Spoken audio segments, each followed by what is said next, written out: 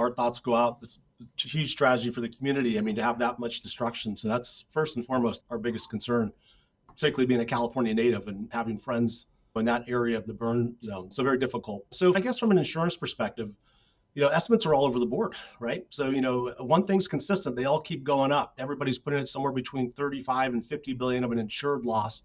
We really don't have any idea where it's going to land. It's so large. But I think of many interesting things to think about. There's probably four things I would watch or touch on. And I guess one is, how many properties were not insured? I live in California, as I said, and the insurance market has been broken for quite some time. So the availability of, say, insurance is almost non-existent when it comes to wildfire. It's several policies just around my area, which I wouldn't deem wildfire areas, have just been canceled. And I think that's just preemptive underwriting. And we heard about that, was going on already, but hopefully a lot of those policies are still covered. But I think, if you look at it, the FAIR plan was the market of last resort, right? And so the maximum limit is only $3 million on a personal home.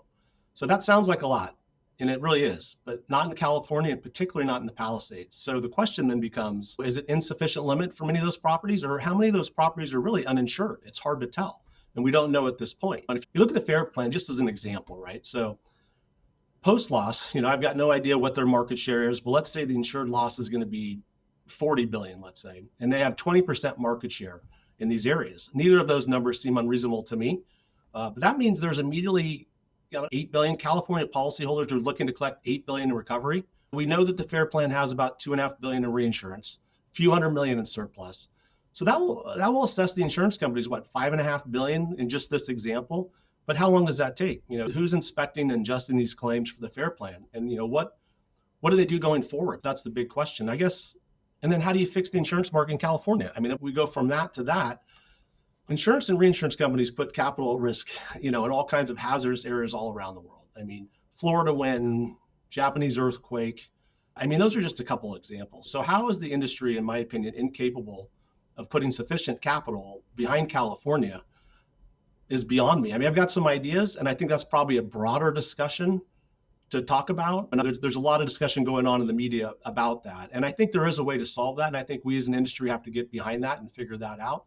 But I mean, here's one last thought. Thinking about the wildfires and the disaster that they are and where we're at in this marketplace and how are we trying to fix California from that standpoint. If you look at California, I mean, it's broken, right? There's a major earthquake in California. We don't talk about that very often, but earthquake coverage is not mandatory in the state of California.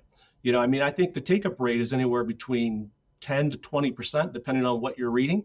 If we had a large-scale earthquake, like a 1906 earthquake that we had, the state would be in dire need because 80% of the state would be uncovered for earthquake.